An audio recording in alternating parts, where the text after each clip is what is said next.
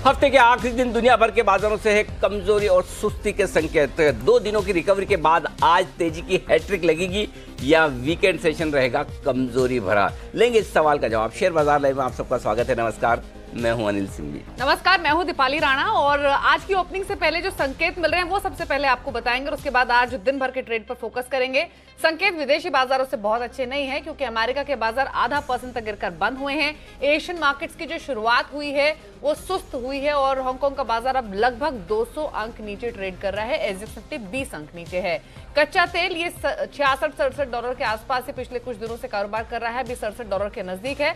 रुपए की शुरुआत हालांकि अहम होगी क्योंकि 2 दिनों की मजबूती के बाद कल रुपया वापस थोड़ा सा कमजोर हुआ है और ये 71.25 के नजदीक हुआ है बंद। आज फोकस में रहेंगे ओएनजीसी, ऑयल इंडिया जैसे स्टॉक्स क्योंकि निजी कंपनियों को तेल ब्लॉक्स बेचने की अप्रूवल मिला है सरकार की ओर से। कोटक महिंद्रा बैंक जहां पर आईएनजी बैंक अपनी 1.25% हिस्सेदारी ब्लॉक डील के जरिए आज बेच सकता है। जेट एयरवेज ये भी फोकस में होगा आज के सेशन में। तो ये तो इंपॉर्टेंट संकेत है, लेकिन एक सबसे खास चीज अनिल जी जो मैंने इस पूरे हफ्ते नोटिस की, आपने लगातार ये कहा कि 10,800 के ऊपर बंद होना निफ्टी आएगा तो तेजी करनी है, मंदी की पोजीशंस काटनी है। 27,050 के ऊपर बैंक निफ्टी और एग्जैक्टली उन्हीं लेवल्स पर आकर बाजार अब रुक गया। इसलिए आज भयंकर कंफ्यूजन वाला मामला है कि आज ये कमजोर खुलने के संकेत हैं लेकिन खुलकर बंद हो पाएंगे। तो आज मुझे सिर्फ इतना ही चाहिए दीपाली की बैंक निफ्टी 1-2-5 पॉइंट हरे निशान के साथ भी बंद हो जाए तो अच्छा चले, भले ही ना उन लेवल्स के ऊपर बंद हो। हाँ, उन लेवल के ऊपर भी बंद हो जाए तो कम से कम ये कहेंगे कि अच्छी क्लोजिंग हमने वीकली दी है। और निफ्टी में 10-15 पॉइंट ऊपर अगर बंद हो जाए कल के लेवल से, यानी कि 10,800 के ऊपर, तो कॉन्फिडेंस बढ़ाने वाली होगी। तो आज की ओपनिंग से ज़्यादा इंपॉर्टेंट क्लोजिंग है, इसमें कोई डाउट नहीं। 10,800 के ऊपर की क्लोजिंग चाहिए। हालांकि आज 2 इंटरेस्टिंग लेवल भी निकाले हैं जिन लेवल के पार निकलने के बाद आपको दमदार खरीदारी करनी है फिर से 11,100, 11,200, 300 की रेंज के लिए वो लेवल भी आए हैं, तो वो भी मैं आपको आगे बताऊंगा। ठीक है, वो आगे पूछेंगे, लेकिन ये बताइए अब आज का जो सेटअप है तमाम कुछ बदले हैं या फिर कोई ऐसा खास चिंता की बात नहीं। मतलब ठीक है, ग्लोबल मार्केट्स खराब हैं, थोड़ा अमेरिका 100 पॉइंट नीचे है, 100-150 हांगकांग नीचे है, बहुत फर्क नहीं पड़ता। मतलब ऐसा नहीं कि जिससे आप बड़े तनाव में आ जाएं कि भाई ये क्या हो रहा है अमेरिकी दुनिया भर के बाजारों में। अगर हमें टेंशन लेनी तो 2 चीज़ों की लेनी है। एक तो कच्चा तेल जो फिर से 67 के आसपास है और रुपया कल फिर से कमज़ोर हो गया 12-13 पैसा, तो वो 24 पैसा, तो वो हमारे लिए ज़्यादा चिंता की बात है बजाय कोई और चीज़। तो मुझे लगता है कि बाकी दिक्कत नहीं है। दिक्कत यहाँ है कि हमारे दोनों फैक्टर्स जो हैं वो थोड़े से कमजोरी के संकेत दे रहे हैं। इसलिए मैंने ग्लोबल संकेतों को आज नेगेटिव साइड पर रखा है। लेकिन नेगेटिव साइड में हमारे काम के ग्लोबल संकेत जो हैं वो ज़्यादा है बजाय कि मार्केट्स खराब है। मार्केट्स की कमजोरी को लेकर मैं चिंता में नहीं हूँ क्योंकि इतना बढ़े, थोड़ा बहुत अगर गिर भी जाए तो कोई दिक्कत नहीं। और वैसे भी हमारे बाजार तो पिछले 4 हफ्तों से दुनिया भर के बाजारों के मुकाबले में बहुत खराब ही प्रदर्शन कर रहे हैं, हम तो चल ही नहीं पा रहे हैं। तो ऐसी सिचुएशन में मेरे लिए इंपॉर्टेंट यह है कि करेंसी और क्रूड किस तरह का रिएक्शन देता है। तो आपने मतलब ग्लोबल नेगेटिव रखे, बाकी सब न्यूट्रल? जी हाँ, बाकी सब न्यूट्रल है। सब न्यूट्रल है। हाँ, एग्जैक्टली। हाँ, मैं भी अब नोटिस कर रहा हूँ। एफआई न्यूट्रल है, DI neutral, FNO neutral, sentiment neutral. चलो सेंटीमेंट सुधरा है, कॉशियस से न्यूट्रल हो। हाँ, कॉशियस से न्यूट्रल। हाँ, मैं अभी भी सेंटीमेंट पॉजिटिव नहीं बना पा रहा हूँ। शायद आज वीकेंड सेशन नहीं होता ना दीपाली, तो मैं सेंटीमेंट थोड़ा पॉजिटिव साइड पर लिख भी सकता था, लेकिन इसलिए नहीं लिखा कि एक तो वीकेंड सेशन है, छुट्टी, जिस तरह का माहौल है ना उसमें बहुत कम लोग ऐसे होंगे जो 2 दिनों के लिए आप रिस्क लेके चलना चाहेंगे। अच्छा, बताइए पॉजिटिव कब होगा आपके हिसाब से? मतलब ऐसा क्या हो कि आपको लगा सेंटीमेंट पॉजिटिव हो गया? मतलब 10,800 के ऊपर की क्लोजिंग है कुछ? नहीं, सेंटीमेंट उससे तो ट्रेंड पॉजिटिव होगा। हाँ। उससे तो ट्रेंड पॉजिटिव है। सेंटीमेंट तो आपके आसपास क्या चल रहा है उससे फर्क पड़ता है। हो सकता है अच्छी खबरें चाहिए, क्योंकि आज हम जी बिजनेस वाले सारे हमारी टीम पार्टी कर रही है, तो हो सकता है सेंटीमेंट सोमवार को सेंटीमेंट पॉजिटिव दिखे।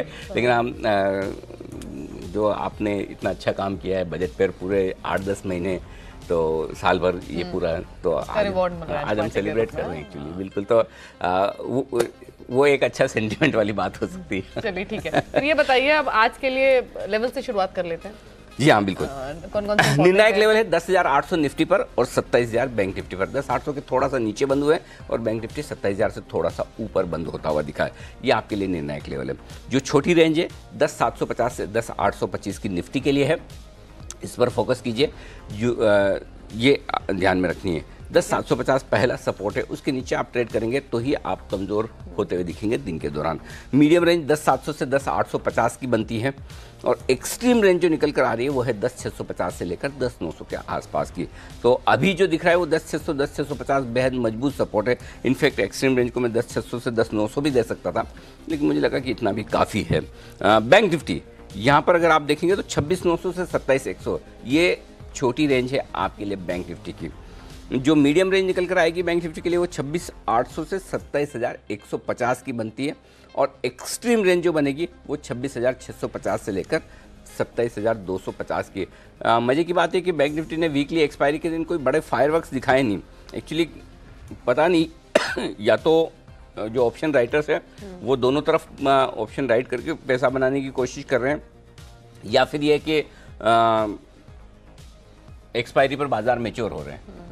दोनों से क्या सही है कहना मुश्किल, क्योंकि ऑफ लेट आप देखें अगर तो धीमे धीमे एक्सपायरी के दिन जो बड़ा उतार चढ़ाव आता था वो कम होता हुआ दिख रहा है। या तो ये कि लोगों को समझ में आ रहा है कि एक्सपायरी होती है और उसके लिए आपको आखिरी दिन आखिरी घंटे का इंतजार नहीं करना है, जो पोजीशंस ठीक ठाक आपको समेट लेनी है वो पहले ही समेट लें, तो कम से कम मैच्योरिटी के संकेत आते हुए दिख रहे हैं बाजार में। या फिर इसे दूसरे तरीके से देखना चाहें, इंटरेस्ट कम है ट्रेडर्स का, पार्टिसिपेशन कम है, बहुत किसी को कुछ करना नहीं है, तो फिर इसलिए भी हो सकता है कि आपको एक्सपायरी के दिन वो फायरवर्क्स नहीं दिख रहे। भाई होगा क्या, जब बहुत लॉन्ग या बहुत शॉर्ट होंगे तभी तो बाजार ज़्यादा ऊपर नीचे होगा। अगर वैसा है ही नहीं तो एक्शन भी ज़्यादा क्यों होगा। तो इस कम एक्शन का मतलब शायद 1-2 एक्सपायरी के बाद समझ में आए। ठीक है, तो ये तो आपने निफ्टी के लेवल हाँ, बताया। एक चीज़ जो आज मैं बात कर रहा था कि आज 2 लेवल वो निकाले जिनके ऊपर अगर बाजार बंद होता है आज तो फिर आप दमदार तेजी करें। ठीक है। और वो है 10,800। आज 10,800 के ऊपर बंद होते ही ट्रेंड पॉजिटिव होना शुरू होगा। और जो लोग फिर भी एक चांस नहीं लेना चाहें, क्योंकि मैं 10,800 वैसे मैं इसको 10,850 कहता था, लेकिन आज की क्लोजिंग की एक और अहमियत है और वो है वीकली क्लोजिंग। तो अगर आपको डेली क्लोजिंग 10,850 पे मिले और आप मूड बदले, उसके बजाय वीकली क्लोजिंग अगर आपको 10,800 के ऊपर भी मिल जाए तब भी आप मूड पॉजिटिव साइड पर ला सकते हैं। Point number 1। Point number 2, bank Nifty पर 27,200 इसके ऊपर अगर आज बंद होते हैं 27,150 27,200 मान सकते हैं, तो आप ये मान के चलिए कि आप बहुत बढ़िया हैं और अगले हफ्ते के लिए संकेत बेहतर हो सकते हैं।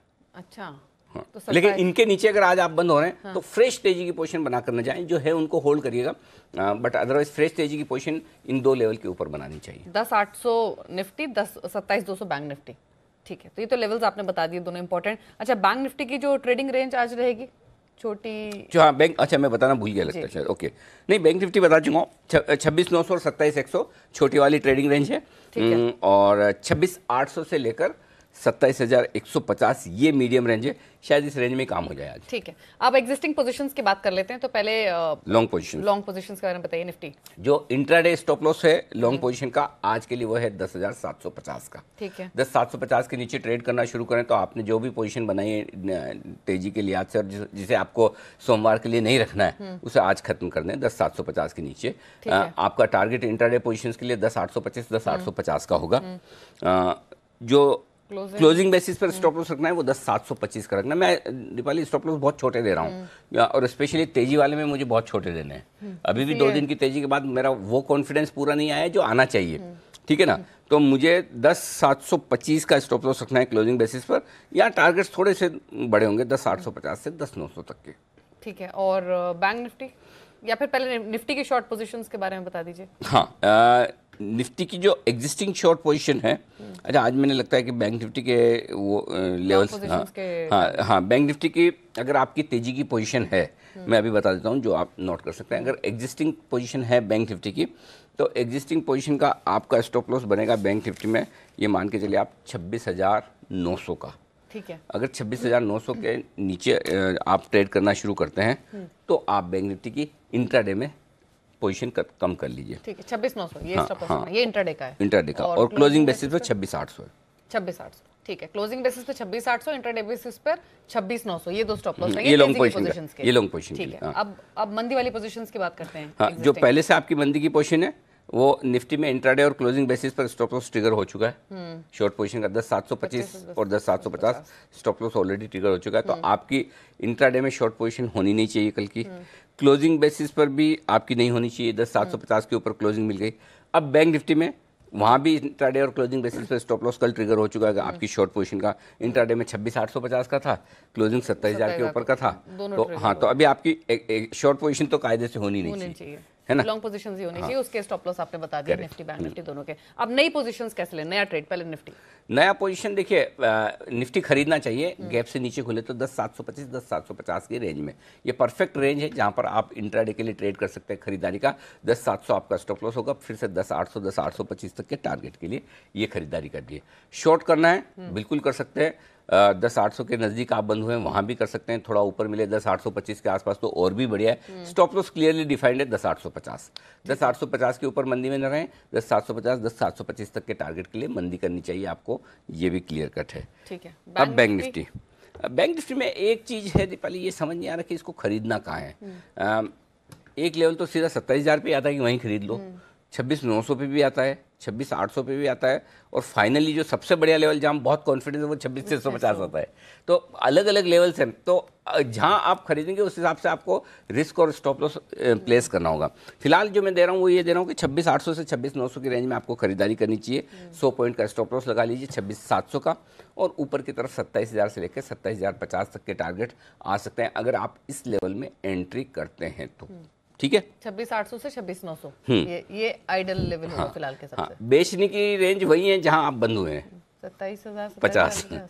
हाँ, अब आप यहाँ बेचेंगे या 27,150 27,200 में बेचेंगे, ये देखने वाली बात है। क्योंकि मैं ग्लोबल मार्केट्स कमजोर लेके चल रहा हूँ, बाहर के बाजार नीचे, करेंसी क्रूड नीचे, तो एक नीचे की ओपनिंग जो दिख रही है, इसलिए मैंने 27,050 27,150 की रेंज में बेचने की कहा है। 27,250 आपका स्ट्रिक्ट स्टॉप लॉस होगा, 26,900 26,800 के टारगेट के लिए बैंक निफ्टी को बेचना चाहिए। ठीक है, तो ये फ्रेश ट्रेड की बात होगी। अब उसके बारे में बता दीजिए कुछ सेक्टर। हाँ, सेक्टर स्टॉक कुछ खास नहीं है, लेकिन पुट कॉल रेशियो थोड़ा बढ़कर आया है 1.4 पर। हाँ, एफएनओ में के बैन की लिस्ट लंबी होती जा रही है, 2 स्टॉक और घुस गए, अदानी पावर, इलाहाबाद बैंक, और कुल मिलाकर अब हो गए 10 शेयर बैन में। और ये मेरे ख्याल से राजेश जी भी हमारे साथ बैठे, थोड़े दिन पूछेंगे। तो मतलब कई महीनों बाद ऐसा हुआ है कि 10 स्टॉक, क्यों राजेश जी? बिल्कुल, बहुत टाइम बाद, लंबे समय बाद 10 स्टॉक एक साथ बैन में, डबल डिजिट में दिख रहे हैं कि इतने स्टॉक्स बैन में आए। तो इसका मतलब क्लियर कट है कि स्टॉक स्पेसिफिक काफ़ी शॉर्ट्स भी हो गए हैं बाजार में, ओवरसोल्ड है स्टॉक स्पेसिफिकली। कमज़ोर क्वालिटी के शेयर कमज़ोर है, समझ में आता है, सही है कि ये सदाबार शॉर्ट है, लेकिन किस लेवल तक और किस प्राइस तक वो भी देखने वाली बात है। तो काफ़ी शॉर्ट्स भी हैं, तो 10 स्टॉक आज बैन में है, 8 पुराने 2 नए। ठीक है, अब एफआईजेएस के आंकड़े बताइए। आपने दोनों ही न्यूट्रल साइड पर रखे। एफआईजे तो इनफैक्ट इन टोटल स्टॉक्स में तो बाइंग की है, भले थोड़ा क्वांटम हो, मेरे ख्याल से 400 करोड़ के आसपास के। 55 करोड़ का कैश में खरीदा है, 300 करोड़ का स्टॉक फ्यूचर खरीदा है। हाँ। तो और सामने 550 करोड़ के इंडेक्स बेचे हैं। जो बड़ी खरीदारी आपको दिख रही है वो इंडेक्स ऑप्शंस में दिख रही है, 1565 करोड़ के आसपास के। तो कहीं ना कहीं ये लग रहा है कि फ्यूचर से एक्शन शिफ्ट करके एफआईज ने ऑप्शन पर फोकस किया है, और ऑप्शंस का ट्रेड बहुत एग्जैक्टली आपको एनालाइज करना मुश्किल होता है, क्योंकि वो बड़े कॉम्बिनेशन के साथ, स्ट्रेटेजीज के साथ बनते हैं, तो इसलिए, और वो अल्गो ट्रेडिंग भी बहुत होती है इसमें। तो इसलिए मेरा ये मानना है कि इन आंकड़ों को न्यूट्रल रखा जाए। और घरेलू फंड का जहाँ तक सवाल है, 200 करोड़ की खरीदारी की, जो छोटा है, इसलिए वो भी न्यूट्रल है। ठीक है, अब एफएनओ का डेटा डिस्कस कर लेते हैं। एक चीज तो क्लियर है, जो आपका निर्णायक लेवल दोनों इंडेक्स में शिफ्ट हो गया है कल की तेजी के बाद, लेकिन डेटा में कुछ लेवल्स के हिसाब से क्या बदलाव हुए हैं बड़े? देखिए, डेटा में ऐसे बड़ा बदलाव नहीं, लेकिन एक बदलाव है जो हमारे काम का है, और वो ये कि पिछले 3 दिनों से हाईएस्ट ओपन इंटरेस्ट पुट में जो था वो 10,400 के पुट पर था, मंथली वाला, जो शिफ्ट होकर 10,700 पर आया है। अच्छा, 300 पॉइंट ऊपर की तरफ शिफ्ट। हाँ, तो कम से कम आप ये कह सकते हैं कि जब आप अब आज से एक्सपायरी के हफ्ते में जा रहे हैं, करेक्ट, निफ्टी की वीकली एक्सपायरी और मंथली एक्सपायरी दोनों सेम हो गई अब, और बैंक निफ्टी की जो है ही, ठीक है। तो ऐसी सिचुएशन में आपके एक्सपायरी के हफ्ते में अगर आप नीचे देखेंगे, मेरी रिस्क क्या है, तो 10,700 इसके नीचे की रिस्क नहीं दिख रही है एक बार, तो 10,700 आपके लिए अहम सपोर्ट आ गया, जो कि सिर्फ 90 पॉइंट नीचे, बहुत नीचे नहीं। हाँ, ये कंफर्ट वाली बात है। तो वायदा कारोबार के डेटा में सबसे बढ़िया चीज़ अगर आज कोई दिख रही तो वो ये है, लेकिन इसके साथ एक थोड़ी सी खराब तो नहीं कहूँगा, लेकिन बहुत अच्छी चीज़ नहीं दिख रही, वो है पुट कॉल रेशियो 1.4 पर आना। 2 दिन पहले 1.12 पर था, तो पुट कॉल रेशियो तेजी से ऊपर आया, तो जो ओवरसोल्ड था वहाँ से बैलेंस लेवल पर आ गया। ठीक है, तो 10,700 आपके लिए अहम सपोर्ट हो गया। 10,800 निर्णायक लेवल क्यों है? 20 लाख शेयर पुट में है और 27 लाख शेयर कॉल्स में है। तो इसे पार करके टिकेंगे तो मंदी करने वाले ट्रेडर्स थोड़े से सावधान होंगे, नीचे रहेंगे तो तेजी करने वाले ट्रेडर्स का कॉन्फिडेंस हिला हुआ रहेगा। इसलिए 10,800 आपके लिए निर्णायक लेवल है, ये क्लियर कट है। निफ्टी के ओपन इंटरेस्ट में 3 लाख शेयर कम ही हुए हैं, बड़े नहीं। विक्स, आपको याद होगा हम परसों भी बात कर रहे थे, कल गिरा परसों गिरा, विक्स लगातार 2 दिन से, कल भी 6% विक्स गिर गया है। तो 8% पहले हाँ, तो विक्स में आप देखिए, एक्चुअली विक्स पे भी थोड़ा एनालिसिस और बढ़ाना चाहिए। राजेश जी, विक्स तो ट्रेड होता है ना हमारे यहाँ, लेकिन लिक्विडिटी नहीं है उसमें। कैसे बढ़ाई जाए? अगर विक्स में बढ़िया डायरेक्शन मिल जाए कि कहाँ से विक्स घूम सकता है, कैसे हो सकता है, तो मेरे ख्याल से वो एक अच्छा मौका हो सकता है ट्रेडर्स के लिए विक्स में भी ट्रेड करने का। हमारे यहाँ कम लिक्विड है, बाहर के बाजारों में तो बहुत ट्रेड होता है, राइट? बिप्स का डिफरेंस है, मतलब लाइक 1 रुपये 2 रुपये टाइप्स वाला ट्रेड है, तो लोगों का इंटरेस्ट थोड़ा कम होता है, लोगों को बड़े चाहिए, यही है। बट विक्स में भी अगर आप प्रॉपर विश्लेषण करें तो उससे बहुत कुछ संकेत मार्केट के लिए मिलते हैं। और डेवलप मार्केट में तो वॉलेटिलिटी इंडेक्स, विक्स मतलब वॉलेटिलिटी इंडेक्स ये बताता है कि आने वाले दिनों में उतार चढ़ाव बढ़ेगा या घटेगा, और उसको आप ट्रेड करिए। मतलब बजाय इंडेक्स ट्रेड करने के आप इंडेक्स के उतार चढ़ाव को ट्रेड कर रहे हैं, ये विक्स। मतलब उससे पता लग जाता है हमको कि कुछ तो अनसर्टन है, कुछ इवेंट जो है अनफोल्ड होने वाली है, तो वो विक्स उसको पहले से रिफ्लेक्ट कर देता है। तो पिछले 2 दिनों में बाजार ये मान रहा है कि शांति बनी रहेगी मार्केट में, तेजी से घटा है। हाँ, तो देखते हैं, आज विक्स बढ़ना चाहिए मेरे हिसाब से। वीकेंड सेशन है, 2 दिनों की कमजोरी के बाद विक्स बढ़ सकता है। ठीक है, आप बैंक निफ्टी का डेटा का एनालिसिस करें उससे पहले एक चीज और बता दीजिए क्विकली। आपने ये तो बताया नीचे 10,700 इंपॉर्टेंट सपोर्ट हो गया, अब 10,800 अगर पार हुआ, उसके ऊपर बंद हुए, तो कितना हम इमीडिएट मूव एक्सपेक्ट कर सकते हैं अगले 1-2 दिनों में, 3 दिनों में? मतलब कितना ऊपर जाकर फिर रुकेगा? देखिए, वैसे पूरा कॉन्फिडेंस वाली आप बात करेंगे तो मैं कहूँगा कि 10,850 के ऊपर बंद हो जाइए, तब तो मैं कहूँगा 11,100 11,300 की रेंज में फिर आप जा सकते हैं। लेकिन 10,800 के ऊपर भी बंद हुए तब भी आपके लिए 11,000 तक की जगह तो बन जाती है। ठीक है, 10,925 11,000, तब 2 टारगेट बनेंगे मेरे ऊपर के, 10,925 और 11,000। अगर 10,800 के ऊपर आप बंद होते हैं, फिर होगा क्या, अगला हफ्ता होगा आपका एक्सपायरी का। अगर वीकेंड पे शांति रही, कोई ऐसी खराब खबर सुनने में ना आए, तो आपको मंडे से ही शॉर्ट कवरिंग दिखेगी। ये कॉम्बिनेशन पर जरूरी है कि कोई खराब खबर ना आए और 10,800 के ऊपर बंद हो जाए। आप तो डेटा को एनालिसिस कर सकते हैं, खबर का कैसे करेंगे? एग्जैक्टली, खबर तो हमें पता नहीं ना। और मैं इसलिए कहता हूँ कि अगर महीने में 20-22 ट्रेडिंग सेशन है, तो 20-22 ट्रेडिंग सेशन में 15, 16, 17 दिन, 18 दिन डेटा ही सही पड़ते हैं। 4-5 दिन डेटा तब गलत पड़ते हैं जब कोई खबर आ जाए, और खबर कब किस स्टॉक में आएगी वो तो किसी को पता नहीं। जब जो चीज़ पता नहीं उसमें क्यों दिमाग लगाना, जो पता है वो तो ढंग से कर लें पहले। मतलब डेटा तो हमारे सामने, अगर उनको विश्लेषण ढंग से कर लें तो काम हो जाता है। जो 4-5 दिन खबर वाले हैं उसमें दिमाग लगाना ही नहीं है।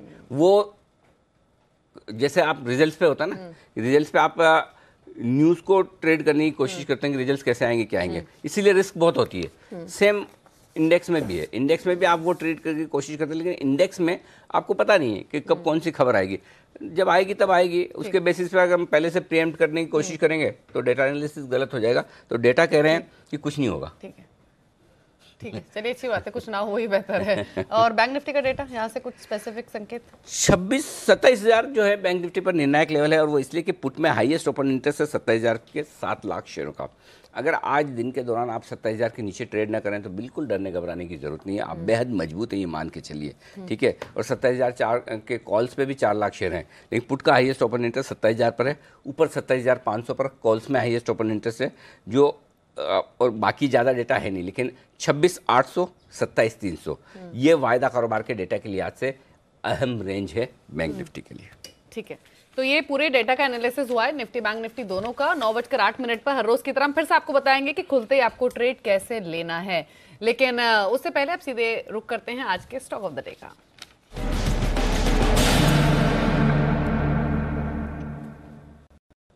बताइए सर, कौन सा स्टॉक है?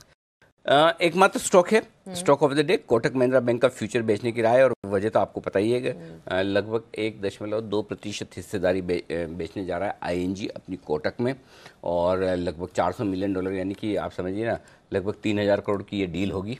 ठीक है, 3.05%, 3% के आसपास की हिस्सेदारी, उसमें से 1.25% ही बेच रहे हैं। एक्चुअली बेचना ज़्यादा है, और ये भी समझा जा रहा है कि अगर ज़्यादा बुक बन गई, ज़्यादा लोग खरीदने को आ गए तो वो और भी बेचेंगे। हाँ, इसका मतलब ये कि उन्हें बेचना, बाकी बची हुई हिस्सेदारी भी आगे पीछे बेचेंगे। आमतौर पर जब बड़े स्टॉक में डिस्काउंट पे ब्लॉक डील होती है तो मैं ये राय देता हूँ कि वहाँ पर खरीदना चाहिए और वहाँ पर खरीदने से आपको फ़ायदा हो सकता है। ये एक एग्रेसिव सेलर निकल रहा है, लेकिन कोटक में मेरी वो राय नहीं है इस वक्त। कोटक में आपको खरीदना नहीं है आज ब्लॉक डील की प्राइस पर भी, और उसकी दो बड़ी वजह बताता हूँ दीपाली। एक तो ये कि ING की बची हुई हिस्सेदारी भी ING बेचना चाहेगा और बेचने का मन है। दूसरी बड़ी बात ये कि न सिर्फ ING को बेचना है बल्कि प्रमोटर को भी बेचना है। भले ही ठीक है अभी मामला कोर्ट में है, क्या किस तरह का जजमेंट आएगा वो देखने वाली बात होगी, लेकिन तब तक तलवार तो लटकी हुई है। ठीक है, तो एक बड़े इन्वेस्टर और एक प्रमोटर दोनों को अगर स्टॉक में बिकवाली करनी हो, और अगर जिन को बल्क में चाहिए तो कहते हैं ऑल बायर सेटिस्फाइड, जिसको जितना चाहिए ले लीजिए भाई, ING तो देने को तैयार बैठा है, इसलिए फिर उसके बाद बड़ी खरीदारी बनेगी, इसकी संभावना कम है। और तीसरी बात जो मैं कहना चाहता हूँ ये कि कोटक महिंद्रा बैंक सारे प्राइवेट सेक्टर बैंक्स में जो सबसे बड़ा प्ले है वो कैपिटल मार्केट पे प्ले है, फाइनेंशियल मार्केट पे प्ले है। ठीक है, जब भी आपको फाइनेंशियल मार्केट, कैपिटल मार्केट बहुत मजबूत दिखे, कोटक बैंक को खरीदिए, उसका अल्फा जो मिलता है वो जबरदस्त मिलता है। इस वक्त सिचुएशन वैसी नहीं है। 5-7 स्टॉक निफ्टी के छोड़ दें तो बाकी बाजार का हाल क्या है आप देख सकते हैं। उसके अलावा आप देखिए फाइनेंशियल मार्केट में, डेट मार्केट में सिचुएशन लिक्विडिटीज को लेकर या एक कंफर्ट कॉन्फिडेंस को लेकर ढीली है, तो ऐसे सिचुएशन में Kotak Mahindra bank under perform करता है। तो मेरा ये मानना है कि कोटक महिंद्रा बैंक खरीदने की जल्दी नहीं करनी चाहिए, आराम से लीजिएगा। आज बेचने का मौका है, 1305 का स्टॉप लॉस है, 1255 1240 ये तो मिनिमम टारगेट है ही, उसके बाद देखते हैं क्या कुछ होता है। ठीक है, तो बेचने की राय है, 1255 1240 दो टारगेट है, 1305 का आपको रखना है स्टॉप लॉस। क्यों आपको बिकवाली करनी है उसकी वजह भी बताएगी। तो यह है आज का स्टॉक ऑफ द डे। 9:08 पर स्टॉक पर वापस। बाकी तो कोटक महिंद्रा बैंक के चाहने वाले आशु मदान जी कुछ ही देर में जुड़ेंगे। हो सकता है उनकी राय मेरे से अलग हो, या हो सकता है शॉर्ट टर्म में वो भी मूड बदलते हुए दिखें, तो वो भी आपको और एक ओपिनियन और कोटक महिंद्रा बैंक पर मिल जाएगी। ठीक है, अब टीम भी हमारे साथ पूरी तैयार है।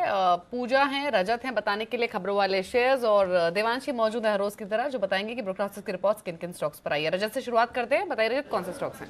बिल्कुल, सबसे पहले तो जेट एयरवेज फोकस में रहने वाला है। देखिए खबरें यहाँ पर मल्टीपल हैं। पहले तो ये बता दूं कि PNB और SBI ये इमरजेंसी फंडिंग देने पर विचार कर रहे हैं। 500 करोड़ रुपए की इमरजेंसी फंडिंग हो सकता है कि जेट एयरवेज के हाथ लग जाए। लेकिन बड़ा मुद्दा ये था कि EGM में क्या हुआ कल के सत्र में, और EGM में शेयरधारक भड़के, वो इसलिए क्योंकि नरेश गोयल EGM में नहीं पहुंच पाए, और उसका एक इम्पैक्ट ये हुआ कि शेयरधारक बहुत नाराज हुए। रेजोल्यूशन प्लान की बहुत सारी शर्तों को मंजूरी तो दे दी, लेकिन उनका ये कहना था शेयरधारकों का कि क्लैरिटी नहीं है, विजन नहीं है जेट एयरवेज में, किस तरीके से चल रही है एयरलाइन ये नहीं पता, प्रेजेंट हेल्थ के बारे में नहीं बताया गया एयरलाइन की कैसी है, रिवाइवल प्लान के ऊपर कुछ भी चर्चा नहीं हुई है। ये सिर्फ EGM एक आई वॉश है, बैंक्स के हाथ में सत्ता क्यों दी जा रही है, ये तमाम ऐसे मुद्दे थे जिन पे शेयरधारकों को कोई भी जवाब नहीं मिला और उसके कारण वो बहुत ज्यादा भड़के। तो क्लैरिटी अभी भी जेट एयरवेज के भविष्य को लेकर नहीं है, और उसका नतीजा ये हुआ कि कल के सत्र में EGM में कुछ मेजर आउटकम नहीं निकल के आया। इसके अलावा कावेरी सीड एक और स्टॉक जो आज फोकस में है, वो इसलिए क्योंकि 28 जनवरी को जो खबर ये थी कि आंध्र प्रदेश सरकार ने कंपनी समेत 14 लाइसेंस सस्पेंड कर दिए हैं। कंपनी की उस पर क्लैरिफिकेशन आई और पहले ही वो कॉल कर चुके कंपनी, उन्होंने ये बोला है कि लाइसेंस सस्पेंड होने का बजटेड सेल्स पे कोई बहुत बड़ा इंपैक्ट नहीं देखने को मिलेगा, लेकिन BSE पे क्लैरिफिकेशन कंपनी ने अब दे दिया है, पोस्ट कर दिया है। इसके अलावा NBFC स्टॉक्स पर नजर रखनी होगी, क्योंकि RBI ने NBFC कंपनियों से सफाई मांगी है। वो ये बोल रहे हैं कि जिस तरीके से आप ये कर्ज जुटाते चले जा रहे हैं अपनी प्रमोटर्स होल्डिंग गिरवी रखकर, उसके ऊपर क्लैरिटी दें। और अनुमान ये है कि कुल मिलाकर 2.2 लाख करोड़ रुपए के जो शेयर्स हैं वो गिरवी रखे हैं और उनके जरिए NBFC कंपनियों ने कर्ज जुटाया है। तो NBFCs को इस पर सफाई देनी है RBI को। अदानी ग्रुप के स्टॉक्स पे आज नजर रखनी होगी, क्योंकि खबर यहां पर यह है कि अदानी ग्रुप मुंबई एयरपोर्ट में लगभग 23.5% हिस्सा खरीदना चाहता है, और ये दो साउथ अफ्रीकन फर्म्स हैं ACSA और बिडवेस्ट, इनकी जो हिस्सेदारी है 23.5%, उसको खरीदने के लिए इन्होंने फॉर्मल ऑफर जो है वो दे दिया। और अनुमान ये है कि 9,500 करोड़ रुपए मुंबई इंटरनेशनल एयरपोर्ट की वैल्यू आंकी जा रही है। इस हिसाब से 2,232 रुपए के आसपास का ये फॉर्मल ऑफर अदानी ग्रुप ने दिया है। इसके अलावा ONGC और ऑयल इंडिया पे नजर रखनी होगी, वो इसलिए क्योंकि 6 महीने में सरकार ने यह कहा है कि निजी कंपनियों को आप 66 छोटे फील्ड्स जो हैं वो ऑक्शन करें। 184 में से 66 छोटे फील्ड्स जो हैं उनकी नीलामी जो है ये दोनों कंपनियां करती हुई नजर आएंगी। और आखिरी में security intelligence services India limited SIS limited के नाम से ये स्टॉक लिस्टेड है। ये ऑस्ट्रेलिया की एक सब्सिडी जो है इनकी SIS ऑस्ट्रेलिया, उन्होंने P4G यानी कि प्लेटफॉर्म 4 ग्रुप में 51% हिस्सा यानी कि मेजॉरिटी हिस्सा खरीदने के लिए यहाँ पर लगभग 6.3 करोड़ रुपए का यहाँ पर बोली लगाई है, उसका अधिग्रहण करने जा रहे हैं। ओके, तो ये है वो तमाम खबरें जिनके दम पर एक्शन दिखने वाला है। लेकिन पूजा भी हमारे साथ है, खबरें भी ढेर सारी है, बचे हुए स्टॉक्स जो एक्शन में रहेंगे। पूजा बताइए। जी, फंड एक्शन है जो देखने को मिला है। हिंदुजा ग्लोबल सॉल्यूशन पर आज नज़र रखिए। फिडेलिटी फंड्स ने कंपनी में करीब कल 2.5 लाख शेयर्स की खरीदारी हुई है और ये जो खरीदारी है ये 590 रुपये प्रति शेयर के भाव पर हुई है और हिस्सेदारी करीब 1.33% बैठती है। तो आज हिंदुजा ग्लोबल सॉल्यूशन फोकस में रहेगा। इसके अलावा टोरेंट पावर यहाँ पर भी नज़र रखिए। LIC की तरफ से कुछ हिस्सेदारी बेची गई है और LIC ने अपना हिस्सा 5.85% से घटाकर 3.8% कर दिया है और ये जो बिकवाली हुई है LIC की तरफ से ये 18 से 20 फरवरी के बीच हुई है, करीब 98 लाख शेयर्स की। तो आज टोरेंट पावर पर नज़र रखनी होगी। GTND ये स्टॉक भी फोकस में रहेगा। कंपनी को एक बड़ा ऑर्डर मिला है बेंगलुरु मेट्रो की तरफ से और ऑर्डर की वैल्यू 580 करोड़ की मानी जा रही है। ये कंपनी के लिए बड़ा ऑर्डर बताया जा रहा है जिसमें कि कंपनी इलेक्ट्रिफिकेशन का काम करेगी इस प्रोजेक्ट में। तो आज ये स्टॉक पर नजर रखिए। कैमरन फाइन साइंसेज ये भी स्टॉक फोकस में रहेगा। इंडिया रेटिंग्स ने कंपनी की रेटिंग और आउटलुक घटा दिया है और आउटलुक घटाकर नेगेटिव का दिया है, तो यहाँ पर इसका एक रिएक्शन देखने को मिल सकता है।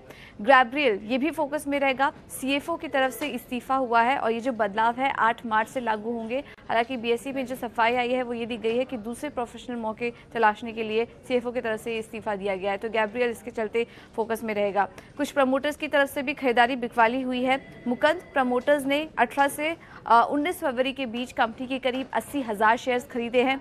GMR इंफ्रा यहाँ पर भी नजर रखिए। बड़ी खरीदारी हुई है प्रमोटर्स की तरफ से 18 से 19 फरवरी यानी कि 2 दिन में ही करीब 63 लाख शेयर्स खरीदारी की गई है प्रमोटर्स की तरफ से। तो आज GMR इंफ्रा में इस खबर का एक्शन देखने की उम्मीद है। ग्रैनेटो प्रमोटर और डायरेक्टर कमलेश भाई पटेल ने 20 फरवरी को 42,000 शेयर्स खरीदे हैं कंपनी के। और आखिर में बात करते हैं स्पेंसर रिटेल्स की। यहाँ पर भी खरीदारी हुई है। प्रमोटर ने 19 फरवरी को ही करीब 7 लाख शेयर्स खरीदे हैं कंपनी के। तो खबरों वाले स्टॉक ढेर सारे और इनफैक्ट अभी पूजा ने GMR इंफ्रा का जिक्र किया, उसमें प्रमोटर का भी नाम आया कि प्रमोटर शेयर्स खरीदे और जी बिजनेस पर दिन भर एक खास पेशकश भी रहेगी।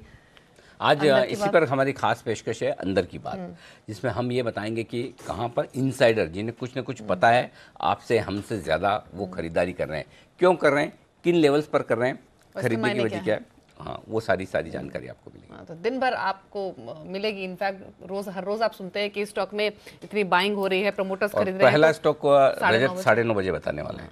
रजत लेके आएंगे पहला स्टॉक और वो बताएंगे और उसके बाद हर घंटे आपको। रजत तैयारी है ना आपकी पूरी तैयारी है? वंडरफुल। चलिए तो रजत पहला स्टॉक आपको बताएंगे कौन सा वो स्टॉक है जहां अंदर की बात है। लेकिन जब रिपोर्ट्स बन जाएं तो वो बात अंदर की नहीं रहती है ना देवांशी?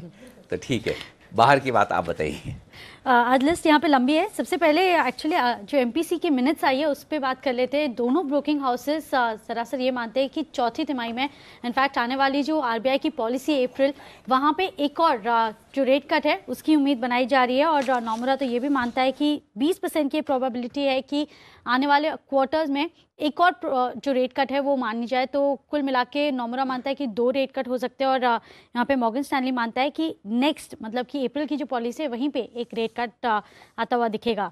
इसके साथ ही ऑयल एंड गैस पर CRSA की रिपोर्ट आई है जहाँ पे मान रहे हैं कि एशिया के जो GRMs हैं, ग्रॉस रिफाइनिंग मार्जिन्स, वो 10 साल के निचले स्तर पर हैं, जो थोड़ी सी चिंता वाली बात है। और मान रहे हैं कि चौथे तिमाही में भी जो GRMs हैं वो थोड़े से दबाव में रह सकते हैं। और उनका जो ऑयल का एस्टिमेट है 2019 दिसंबर तक का वो $66 प्रति बैरल का है, जो यहाँ से थोड़ा सा दूर है। और OMCs के मुकाबले जो रिलायंस इंडस्ट्रीज़ है उनके जो GRMs है वहाँ पे हमें कम गिरावट देखने को मिल सकती है। और जो बड़ी सब्सिडी का बोझ था वो यहाँ पे हट चुका है। इसी के चलते ONGC और ऑयल को थोड़ा सा फायदा आता हुआ दिख सकता है। UPL पर CRSA की रिपोर्ट है जहाँ पे खरीदारी की राय 970 तक के लक्ष्य, यहाँ से करीब 18% अपसाइड मान रहे हैं। एरिस्टा की जो अधिग्रहण कंपनी ने किया है उससे एक नई लीग में यहाँ पे कंपनी जा सकती है। और अगर एग्जीक्यूशन इतना ही मजबूत रहता है तो यहाँ पे एक री रेटिंग की भी संभावना है। चुनिंदा प्रोडक्ट्स में जो एक्सपोजर है उससे आय में बढ़त देखने को मिल सकती है। लाइफ इंश्योरेंस पर UBS की रिपोर्ट है जहाँ पे SBI life, ICICI prudential life, HDFC life और मैक्स फाइनेंशियल पर उन्होंने कवरेज शुरू किया है। SBI लाइफ पर 740 तक के लक्ष्य दे रहे हैं और HDFC लाइफ पर मानते हैं कि हाई क्वालिटी का कारोबार है, प्रॉफिटेबिलिटी काफ़ी ज़्यादा है। मैक्स फाइनेंशियल पर एक ही रिस्क है कि यहाँ पे सबसे बड़ा उनका जो डिस्ट्रीब्यूटर है वो अगर खो देते हैं उन पर जो डिपेंडेंसी है वो बहुत ज़्यादा है, तो 425 तक के लक्ष्य दे रहे हैं। आयशा मोटर्स पर क्रेडिट स्विस की रिपोर्ट आई है जहाँ पे कमेंट्री बेहद नेगेटिव है। मान रहे हैं कि काफ़ी राज्य ऐसे हैं जहाँ यहाँ पे सालाना बेसिस पर हमें जो वॉल्यूम ग्रोथ है वो काफ़ी स्लो डाउन आता हुआ दिखा है। केरल और तमिलनाडु में सबसे ज़्यादा जो ग्रोथ में स्लो डाउन है वो देखने को मिला। उत्तर प्रदेश में ग्रोथ सबसे ज़्यादा रही है, लेकिन वहाँ पे 60% से घटकर ग्रोथ केवल 10% की आती हुई दिखी है। BHL पर सिटी की रिपोर्ट है, जहाँ पे उन्होंने अपने लक्ष्य घटा दिए हैं। 70 तक के नए लक्ष्य सुझारे 84 से घटाकर FY 19 से 21 के जो EPS का अनुमान है वो 8 से 13% तक घटा दिया है। महानगर गैस पर भी मैक्वारी की रिपोर्ट है, जहाँ पे कमेंट्री पॉजिटिव है।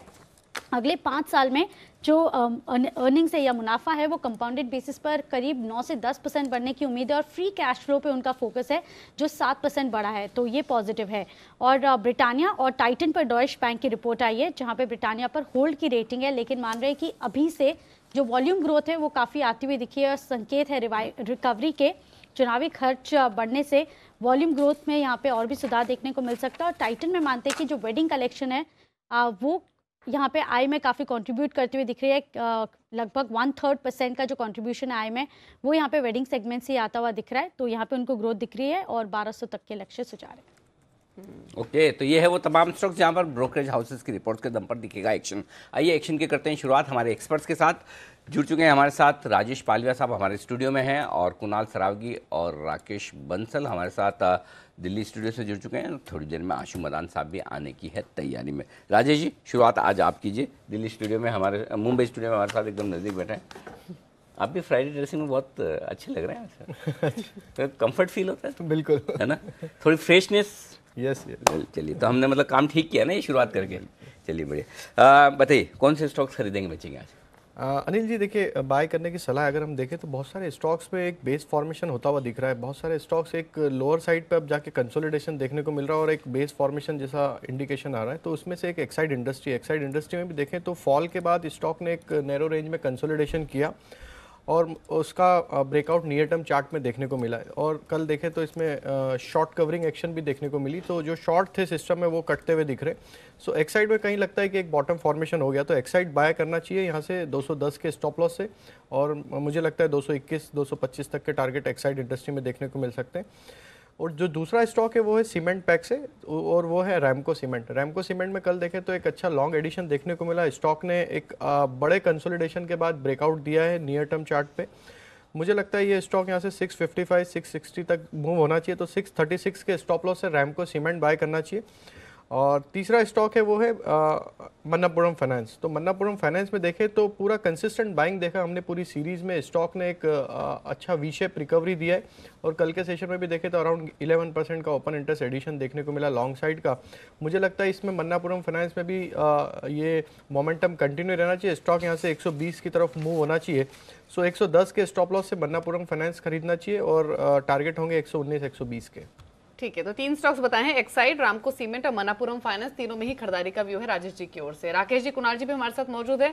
गुड मॉर्निंग कुणाल जी, आपके ट्रेडिंग कॉल्स क्या हैं आज के लिए? Good morning Deepali, good morning Anil ji. 2 counters जिसमें एक में खरीदारी और एक में बिकवाली की राय है। बिकवाली की राय है इंडियन बैंक में, जिसमें मुझे लगता है कि 2 दिन का पुलबैक कल पूरा हो गया है और वापस से इन स्टॉक में गिरावट बनते हुए दिखेगी। तो बिकवाली करनी चाहिए। इंडियन बैंक में 224 रुपए का स्टॉप लॉस रखें, 212 रुपए का लक्ष्य होगा। और खरीदारी की राय है स्टार में, यानी कि स्ट्राइड्स फार्मा साइंसेज में, जिसमें हमने कल भी खरीदारी की राय दी थी। इस काउंटर में एक बहुत ही शानदार बेस बनता हुआ नजर आ रहा है। कल एक बड़ा ब्रेकआउट आया है और मुझे लगता है कि जो rounding bottom pattern strides pharma में बन रहा है, ये मिनिमम इसको 250 रुपए तक के लेवल्स 450 रुपए तक के लेवल्स दिखाएगा। मौजूदा स्तरों पर बाय करें, 412 रुपए पर स्टॉप लॉस रखें, 435 रुपए का आज के लिए इंट्राडे टारगेट। ठीक है, तो इंडियन बैंक सेल करना है, स्ट्राइड साशुन ये बाय करना है इंट्राडे के लिए, ये कुणाल जी की सलाह है। राकेश जी, अपनी कॉल्स आप बताइए। गुड मॉर्निंग दीपाली जी, गुड मॉर्निंग अनिल जी। अनिल जी, पहले जो भी आपने राजेश जी से एक प्रश्न पूछा था कि फ्राइडे ड्रेसिंग में फ्रेशनेस आती है थोड़ी सी, अनिल जी थोड़ी सी नहीं, पूरी मोर देन 100% फ्रेशनेस आती है। आप देखो सबके सब लोग चमक रहे हैं, तो सब फ्रेश है अनिल जी। और मेरा एकमात्र पिक है अनिल जी, मुथूट फाइनेंस। यहाँ पर खरीदारी की राय है, 518 रुपए का एक स्टॉप लॉस लगाएं और 560 के टारगेट के लिए इसको बाय करना चाहिए। और दूसरा अनिल जी, आपका मैं अभी कोटक बैंक का विश्लेषण सुन रहा था, आपने 1250 1255 के टारगेट दिए थे। अनिल जी, मेरा ऐसा मानना है अगर कोटक बैंक इस ब्लॉक डील के चलते 1220 1225 के भाव दिखाता है, तो 1220 1225 एक बेहतरीन स्तर होंगे, उन स्तरों के अराउंड एक मीडियम टर्म का 3 महीने का नजरिया बना के निवेश किया जा सकता है।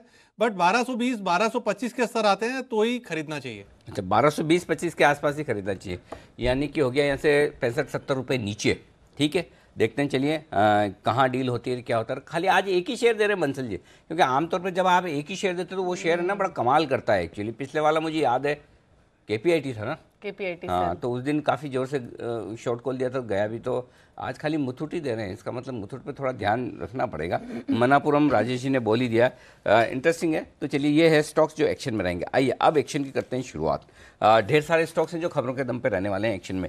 कावेरी सीड्स को लेकर खबर आई कि Andhra Pradesh government 14 licence cancel किया, उसमें से एक कावेरी सीड का भी है। हालांकि ये खबर नहीं है, मैं बता दूं 28 जनवरी को किया। ये 2-3 दिन पहले जब कावेरी सीड जोर से गिरा था, हमने कवर भी किया था। 370 के टारगेट दिए थे, 405 पे शॉर्ट कॉल दिया था, 368 होकर आया, उसके बाद वापस रिकवर भी हुआ। 28 जनवरी को हुआ था एक्चुअल में, 28 जनवरी को एक्चुअल में हुआ। पता अब चला एक्चुअली इसकी पिटाई भी इसी बात को लेके हुई थी कि अगर आपका लाइसेंस रद्द हुआ है तो आप बताते क्यों नहीं।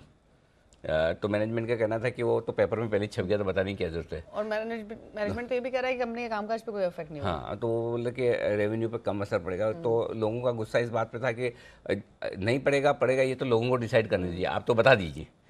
राकेश जी कुछ कहना चाहते हैं इस पर? अनिल जी यही कहना चाह रहा हूँ, उस दिन कॉन कॉल में अनिल जी चीज इनकी सामने निकल के सामने आई। जब कॉन कॉल में किसी ने पूछा कि ये लाइसेंस कैंसिल हुआ और आपने बताया नहीं, तो कहते इसका कोई इम्पैक्ट नहीं है और उन्होंने बताना मुनासिब नहीं समझा। तो अनिल जी जो गिरा है वो इसलिए गिरा है कि कंपनी कहती है कि ये जो लाइसेंस कैंसिल हुआ है ये बताना मुनासिब नहीं है, और ये चीज कॉन कॉल में जब किसी ने उठाई तब ये चीज नजर में आई कि इनका लाइसेंस कैंसिल हुआ है। ये वो बिल्कुल दिक्कत वही हुई थी। तो बंसल जी अब लगे हाथ बता दीजिए इसके लेवल्स। अनिल जी देखिए, अभी तो ये स्टॉक जो है बैन के अंदर चल रहा है और बैन की लिस्ट बढ़ती जा रही है। और यहाँ पे अनिल जी मेरा ऐसा मानना है, अगर इस खबर के चलते यहाँ को उछाल आता है, 415 416 का भाव था और इस खबर के चलते अगर 440 445 के भाव मिलते हैं तो वहाँ पर ऑफलोड करना चाहिए। कावेरी सीड को किसी ने खरीदा हुआ है तो भी ऑफलोड करना चाहिए, और शॉर्ट सेलिंग करने के लिए भी बेहतरीन स्तर है 440 445 के अराउंड के। ठीक है, तो ये कावेरी सीट्स पर व्यू है। 416 417 पर कल ये बंद हुआ है। इसके अलावा डॉक्टर रेड्डीज, इस पर भी एक खबर है। इनफैक्ट डॉक्टर रेड्डीज तो शायद कल राकेश जी ने क्लोजिंग के शो में खरीदारी की कॉल भी दी थी आई गेस, और आज इस पे खबर भी आई है कि एक इंजेक्शन है उसके 2770 बैग्स इन्होंने रिकॉल किए हैं। लेकिन चिंता की बात नहीं, लेबलिंग एरर हुआ है, इस वजह से रिकॉल किया है। एक बैग में कितने इंजेक्शन है ये नहीं पता। अच्छा, बैग, अब बैग 2700 बैग्स है। 27 बैग कोई भी साइज के हो सकते हैं, पाउच भी हो सकते हैं, और वो सबसे बड़ा इंटरनेशनल फ्लाइट में जाने वाला बड़ा बैग जो होता है जिसमें आप इंडिया से US जाते हैं ना 4-6 महीने के लिए, सबसे बड़ा वाला है। इंसानों से बड़े बैग होते हैं वो। तो कौन से वाले ये पता नहीं, लेकिन लेवल्स पता है। कल क्लोजिंग में एक बाय कॉल आया था ना राकेश जी, कुणाल जी का, जरा इस पे अपडेट दे दीजिए। आज इस खबर के दम पर नीचे खुले तो कहाँ खरीदना है ये बताइए। अनिल जी मुझे लगता नहीं है कि इस खबर के चलते ये स्टॉक नीचे खुलेगा, क्योंकि ये एक लेबलिंग एरर है। और नीचे में अनिल जी जो कल स्टॉप लॉस दिए थे 2520 के अराउंड का, 2525 का एक स्टॉप लॉस दिया था फ्यूचर का। 2520 एक अहम सपोर्ट है, जब तक उसके ऊपर है चिंता की बात नहीं है। अगर 2520 के नीचे निकलता है तब दिक्कत देखने को मिलेगी। अनिल जी मुझे लगता है कि ये एक परफेक्ट कैंडिडेट है फ्रेश लॉन्ग्स का और शॉर्ट कवरिंग का। यहाँ पर मुझे लगता नहीं है कि gap up gap down opening देखने को मिलेगी। यहाँ पर मुझे लगता है अप ट्रेंड रेज्यूम हो चुका है डॉक्टर रेड्डीज के अंदर। ठीक है, शानदार तेजी के साथ कल ये बंद हुआ था 2600 के ऊपर, और कल राकेश जी कुणाल जी ने इस पे बाय कॉल भी दी थी। ONGC ऑयल इंडिया, ये दोनों स्टॉक्स फोकस में रहेंगे आज, और 6 महीने में जो निजी कंपनियां हैं उनको अपने ये 66 छोटे जो फील्ड्स हैं उनको ऑक्शन करेंगे। पहले भी इनफैक्ट जी बिजनेस ने आपको एक खबर बताई थी कि ऐसा डेवलपमेंट हो सकता है। खबर पॉजिटिव है, और ONGC आप देखेंगे पिछले 2-3 दिनों से स्पेशली थोड़े तेजी के मूड में बना हुआ है। ऑयल इंडिया हालांकि कमजोर बंद हुआ था। कुणाल जी पहले आप ONGC पर राय दीजिए, ऑयल इंडिया पर राजेश जी आपका व्यू लेंगे फिर। देखिए ONGC की बात करें दीपाली, तो मुझे लगता है 4-5 दिन की तेजी अब इसमें पूरी हो गई है। एक बड़ी रेजिस्टेंस 145 के आसपास नजर आती है, और कल की अगर आप बंदी देखें फ्यूचर्स में 141 के आसपास बंद हुआ, जो कि एक मेजर रेजिस्टेंस एरिया है। तो मुझे लगता है कि जिनके पास पोजीशन है एक बार के लिए प्रॉफिट बुक करना चाहिए अगर आपने निचले स्तरों पर बाय किया है। और वैसे भी देखिए ये लेवल कंजेशन का है, तो इन स्तरों पर एक बार के लिए निकल जाना चाहिए। मुझे लगता है कि दोबारा से ONGC में कंसोलिडेशन दिखेगा और निचले स्तरों पर खरीदने के बिल्कुल से मौके मिलेंगे। ठीक है, तो प्रॉफिट्स लेने की सलाह है ONGC में। वही ऑयल इंडिया, ये तो कल काफी कमजोर हुआ, 4-4.5% लुढ़क गया, आज क्या करना है?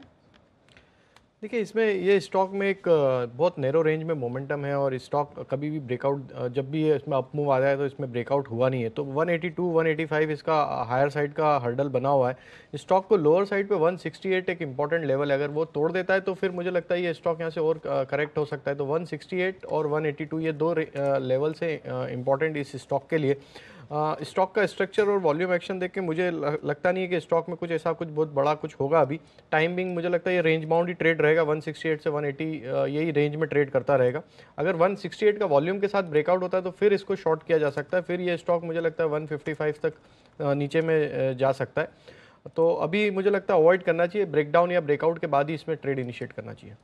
ठीक है, BEML, इस पर राकेश जी अपनी राय दीजिए। जो एरो इंडिया 2019 चल रहा है वहां पर BEML ने करार किया है लॉकहीड मार्टिन के लिए और मैन्युफैक्चरिंग कैपेसिटीज इंडिया में लगेंगी इस टाइप के बाद, ऐसा माना जा रहा है। तो खबर तो पॉजिटिव है। स्टॉक कल दिन के हाई पॉइंट पर बंद भी हुआ था। आज के लिए क्या स्ट्रैटेजी रखें? देखिए दीपाली जी, इस स्टॉक में एक करेक्शन देखने को मिली थी और एक पैटर्न खराब हुआ था, उसके बाद स्टॉक गिरा नहीं, 786 के अराउंड ट्रेड कर रहा है और ये स्टॉक रडार पर है। यहाँ पर दीपाली जी अगर ये स्टॉक 800 रुपये के ऊपर जब क्लोजिंग दे तब एक बड़े पैमाने पर अप ट्रेंड के अंदर आएगा। 800 के ऊपर की क्लोजिंग पर यहाँ पर खरीदारी की राय रहेगी BEML पर, और किसी ने ऑलरेडी खरीद रखा है तो 775 का एक स्टॉप लॉस लगा के होल्ड करें। ओके, तो 800 के ऊपर ही खरीदना है, अभी नहीं खरीदना है, ये चीज़ बेहद साफ है। ओके, एक और स्टॉक है जिस पर राय लेना चाहता हूँ राजेश जी आपसे, जेट एयरवेज। कल इनकी EGM हुई, बड़ी ज़बरदस्त थी, मज़ेदार थी। तो EGM तो एक्स्ट्रा ऑर्डिनरी जनरल मीटिंग होती है जी हाँ, स्पेशल ऑर्डिनरी से हटके, स्पेशल वाली जो रिजोल्यूशन प्लान एक्सेप्ट करने के लिए बुलाई गई थी। मज़े की बात, गोयल साहब खुद ही नहीं पहुँचे, नरेश गोयल साहब, तो लोग भड़क गए वहाँ पर, सारे शेयर होल्डर बोले कि आप EGM में नहीं आ रहे, मतलब क्या है इसका। तो नाराज़ भी हुए, कह रहे हैं कि कच्चा तेल वगैरह बढ़ा हुआ है तो कौन सी टिकटें सस्ती है, दूसरी एयरलाइन चल रही तो आपसे क्यों नहीं चल रही। मतलब इतने सारे सवाल, जवाब तो मिले नहीं। हाँ, एक चीज़ अच्छी जो आई है वो ये कि खबरें ये चल रही कि 500 करोड़ का इमरजेंसी लोन मिल सकता है PNB और SBI की तरफ से, वो हो सकता है। तो ये सारे एक्शन हैं इस बीच में। जेट एयरवेज जरा एक बार बता दीजिए क्या होगा इस स्टॉक का, बैग में तो है ही। बिल्कुल, तो स्टॉक अगर देखें तो एक थोड़ा सा म्यूटेड बिहेवियर दिखा रहा है स्टॉक में, और लेकिन जो न्यूज़ कल थी कि नरेश गोयल साहब नहीं थे मीटिंग में, तो थोड़ा सा मार्केट एक अगेन उसमें कॉन्फिडेंस बिल्कुल नहीं आएगा। अगर ये लोन मिल भी रहा है तो ये एक टेम्पररी रिलीफ है, उसकी पूरी प्रॉब्लम सॉल्व होने वाली नहीं है। तो फिर भी अगर देखें तो 245 46 इसका हर्डल है ऊपर की साइड में। तो स्टॉक मुझे लगता है कि अगर कुछ पुल बैक भी आया तो 245 46 के आसपास जाके वापस ही अटक जाएगा, वहाँ से वापस सप्लाई बनेगा स्टॉक में। हालांकि ये बैन में है तो शॉर्ट तो इसको कर नहीं पाएंगे, बट जो कैश सेगमेंट में अगर लेके बैठा है, इसने किसी ने नीचे में लिया हुआ है तो उसको 245 46 के आसपास थोड़ा प्रॉफिट बुक करना चाहिए। मुझे लगता है जब तक ये स्टॉक उसके ऊपर वीकली क्लोजिंग बेसिस पे नहीं बंद होता है, कोई सच कोई बड़ी तेजी मुझे नहीं लगता कि इस स्टॉक में भी देखने को मिलेगी। यानी जिसके पास है उनको भी होल्ड रखना है। 246 जाए तो प्रॉफिट्स ले लें। हाँ, नया ट्रेड नहीं लेना। नया ट्रेड नहीं लेना। ठीक है, तो ये जेट एयरवेज पर स्ट्रैटेजी क्लियर है। 232 के आसपास ये बंद हुआ है। आशु मदान भी हमारे साथ शो में मौजूद है, उनसे बातचीत करते हैं। आशु जी, गुड मॉर्निंग। Good morning. तो बताइए आशु जी, पहले तो मूड ही बताइए, आपका कैसा है आज मार्केट्स को लेकर? Morning Deepali, morning Anil ji. Morning sir. Deepali, मुझे लगता है अनिल जी ये एक ऐसी एक्सपायरी है कितने महीनों के बाद, जो हर महीने अनिल जी हम कुछ आइडेंटिफाई करके बताते हैं कि इसमें ओवरबॉट फंस गया है, इसमें देश फंसा हुआ है, ये स्टॉक खराब लगता है। बट मुझे लगता है अनिल जी बहुत महीनों बाद ये जो अगले 5 दिन ये जो एक्सपायरी के है ना, मुझे लगता है कुछ भी शॉर्ट नहीं करना चाहिए। सारे एक राकेश जी एक वर्ड यूज करते हैं कि बॉटम फॉर्मेशन।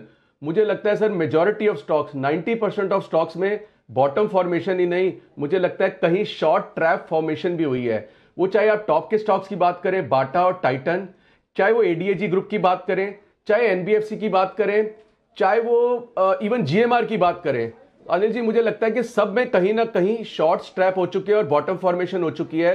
तो मुझे लगता है कि निफ्टी कहीं भी जाए, निफ्टी का अनिल जी मैं एक आपसे इंटरेस्टिंग डेटा भी शेयर करूंगा। जब कुणाल जी ने बोला कि 2 महीने से निफ्टी वहां पे है, अगर आप बैक टेस्टिंग करें तो पिछले 13 महीने से निफ्टी वहां पर है। मतलब 6 महीने पहले भी, 3 महीने पहले भी, 9 महीने पहले भी, 13 महीने पहले भी 700 और 800 के 10,700 और 800 के बीच में निफ्टी थी। तो निफ्टी अभी भी नहीं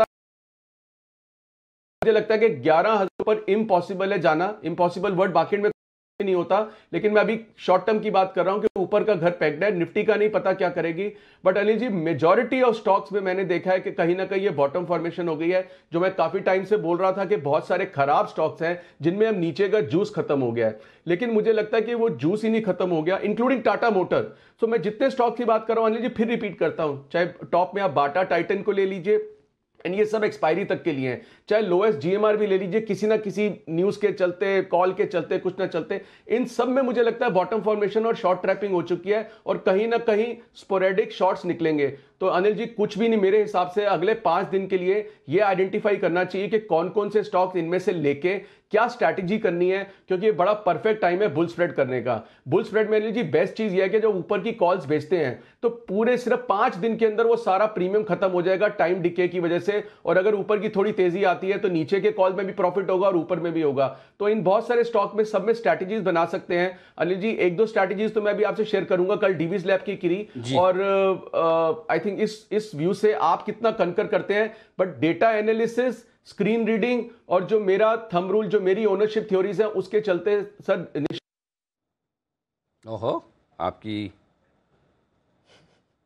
तेजी की आवाज आती नहीं है। मंदी जब भी बोलते हैं आशु जी का, अचानक से ऑटोमेटिकली टीवी में ऑडियो बढ़ जाता है, लाउड हो जाता है। हाँ, लाउड हो जाता है, ऑटोमेटिकली हो जाता है। और तेजी की आती है, पता नहीं, मतलब सेंसिटिव है हमारे इक्विपमेंट भी कि आशु जी की किस तरह की बात है, एक्चुअली आदत पड़ी है। ओके, हम फिर से उन्हें करेक्ट करने की कोशिश करेंगे, लेकिन तब तक कुछ स्टॉक्स है जहां पर फोकस कर लिया जाए। ओके, एक स्टॉक है टोरेंट पावर, जहां पर LIC ने हिस्सेदारी थोड़ी सी कम की है। ये कम की है अभी हाल ही में, 18 से 20 तारीख के बीच में उन्होंने 98 लाख शेयर, लगभग ये कह सकते हैं 1 करोड़ शेयर बेचे हैं टोरेंट पावर के। राजेश जी, इसके चार्ट्स और वायदा कारोबार के आंकड़े बताइए, क्या कुछ करने जैसा है इसमें? देखिए अनिल जी, स्टॉक एक लोअर साइड पे बेस के आसपास ट्रेड कर रहा है, जो कि इसका सपोर्ट एरिया है 230 के आसपास। सो मुझे लगता है कि इसमें अभी कंसोलिडेशन रहेगा। 230 जब तक नहीं टूटता, मुझे लगता है कि ये एक स्टॉक नैरो रेंज में रहेगा, 240 से 230 की रेंज रहेगी। 240 का ब्रेकआउट होता है तो फिर एक थोड़ा सा इसमें रिवर्सल नियर टर्म चार्ट में देखने को मिलेगा, और फिर ये स्टॉक यहाँ से 255 तक ऊपर में मूव हो सकता है। बट हालांकि 230 अगर टूटता है तो फिर मुझे लगता है जो इसका डाउन मूव था वो उसको कंटिन्यू करेगा, देन स्टॉक फिर और लोअर साइड में 220 के लेवल भी दिखा सकता है। सो यहाँ से इंपॉर्टेंट लेवल अभी एज ऑफ नाउ 230 है। अगर वो टूटता है तो फिर इसमें और गिरावट देखने को मिल सकती है, 220 तक ये स्लाइड हो सकता है। ठीक है, 230 का लेवल टूटेगा तो 220 तक ये स्टॉक जा सकता है। अच्छा, अभी आशु जी कई स्टॉक्स का जिक्र कर रहे थे कि शॉर्ट ट्रैप, उसमें दो बार उन्होंने GMR इंफ्रा का नाम लिया, तो इसी पर एक राय ले लेते हैं, क्योंकि ये खबरों में भी है। 18-19 तारीख को प्रमोटर ने 63,000 शेयर्स खरीदे भी हैं। कुणाल जी, राय दीजिए GMR इंफ्रा पर, क्या करना है आज?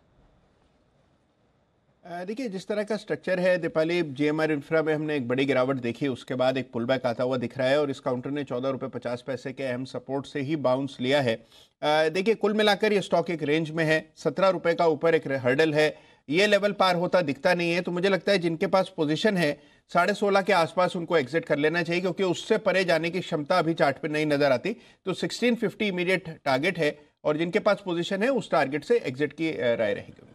ठीक है, एक कैश मार्केट का स्टॉक है, राकेश जी फटाफट से अपनी राय दे दीजिए, वो है हिंदुजा ग्लोबल का। खबर है कि फिडेलिटी फंड ने कल 3 लाख शेयर खरीदे हैं 591 के भाव पर, 1.25% ही टोटल हिस्सेदारी है। क्या व्यू रखें स्टॉक पर आज? देखिए दिवाली जी, स्टॉक कंटिन्यूसली कल ये डाउन ट्रेंड के अंदर था और इसी डील की वजह से ये स्टॉक ने एक उछाल दिखाया था और कल 635 तक गया था। अल्टीमेटली 604, 605 के स्तरों के अराउंड की क्लोजिंग हुई थी। स्टॉक डाउन ट्रेंड के अंदर है, 660 के ऊपर निकलेगा तब ये स्टॉक अप ट्रेंड के अंदर आएगा। और as of now market mid cap small cap का नहीं है, तो बेहतर होगा कि अप ट्रेंड में आने की वेट करनी चाहिए। 660 के ऊपर निकल के क्लोजिंग थे तब खरीदना चाहिए, एल्स अवॉइड करना है, अवॉइड करें। ठीक है, तो ये हिंदुजा ग्लोबल पर व्यू है। अच्छा राजेश जी, एक पिरामल एंटरप्राइजेस पर अपनी राय दीजिए। हालांकि कल ये स्टॉक खबरों में भी था सैरेडॉन को लेकर, आज वापस खबर है कि LIC ने 19 और 20 फरवरी के बीच में 1 लाख शेयर खरीदे हैं कंपनी के। कल स्टॉक दिहाई पर बंद भी हुआ, क्या करना है आज? जी देखिए, स्टॉक में जिस तरीके का हमने पिछले कुछ दिनों में जो डाउन मूव था, उसके बाद स्टॉक ने जो रिकवरी दिखाई है और रिकवरी में जिस तरीके की स्ट्रेंथ दिख रही, मुझे लगता है ये स्टॉक अब यहाँ से और ऊपर की तरफ मूव होना चाहिए। मुझे लगता है 2325, 2350 तक के लेवल भी इसमें नियर टर्म में देखने को मिल सकते हैं। सो पोजीशन होल्ड रखना चाहिए, किसी को खरीदना भी है तो 2190 स्टॉप लॉस होगा। और जिसका पोजीशन है मुझे लगता है उसको होल्ड करना चाहिए। 2325 से 2350 तक के टारगेट हमें near term to short term में देखने को मिल सकते हैं। स्टॉक एक जिस तरीके का रिकवरी फॉर्मेशन दिखा रहा है, मुझे लगता है ये स्टॉक एक मोमेंटम कंटिन्यू रखेगा और आगे आने वाले दिनों में हमें अच्छी तेजी देखने को मिलेगी। ओके, GETND ये एक स्टॉक है। कुणाल जी जरा इसके चार्ट्स निकालिए।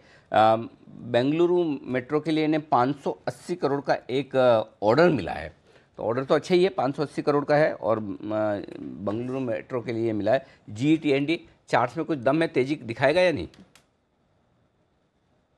अनिल जी, हालांकि देखिए लॉन्ग टर्म चार्ट्स पे इसमें लोअर पीक्स का फॉर्मेशन है, यानी कि लॉन्ग टर्म चार्ट्स पे डाउन ट्रेंड चल रहा है, लेकिन एक अच्छा पुल बैक निचले स्तरों से आता हुआ दिख रहा है। इसके लिए जो सबसे क्रिटिकल लेवल है वो 312 रुपए का स्तर है। मौजूदा भाव लगभग 288 का है।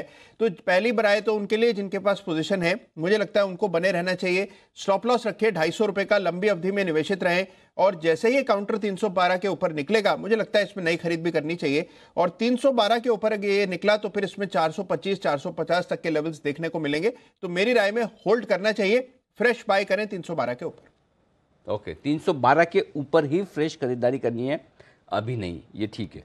चलिए, तो 312 पार हो जाने दें, उसके बाद देखते हैं। एक और स्टॉक है UPL, जहाँ पर लगातार खरीदारी की खबरें आती दिख रही है। स्टॉक मजबूत भी है। CLSA की रिपोर्ट है आज 970 के लक्ष्य के साथ। राजेश जी, है वायदा कारोबार में दम? हमारे एक्सपर्ट्स 3-4 दिनों से लगातार खरीदारी, और कल देखिए आखिरी 1-1.5 घंटे में तो क्या भागा है।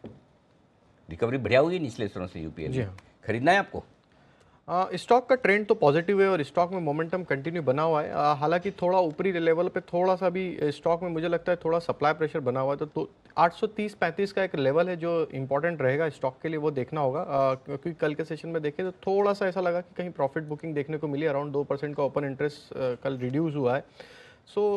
मुझे लगता है हायर साइड पर थोड़ा प्रॉफिट बुकिंग का प्रेशर है, लेकिन अगर स्टॉक 830-35 का लेवल क्रॉस कर लेता है तो फिर ये मोमेंटम कंटिन्यू रहना चाहिए। ओवरऑल ट्रेंड पॉजिटिव है स्टॉक का, तो कोई शॉर्ट टू मीडियम टर्म के लिए अगर किसी ने बाय किया हुआ है तो उसको तो होल्ड ही रखना चाहिए।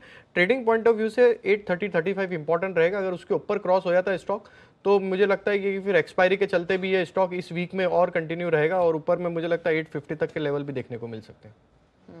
ठीक है, तो ये स्टॉक इन स्तरों से और भी मजबूत हो सकता है, 850 तक जा सकता है। और आपको बता दें UPL इनफैक्ट इसलिए भी फोकस में रहा पिछले कुछ दिनों में क्योंकि प्रमोटर्स की ओर से निचले स्तरों पे बाइंग भी हुई है स्टॉक में। 826 पर कल ये बंद हुआ है।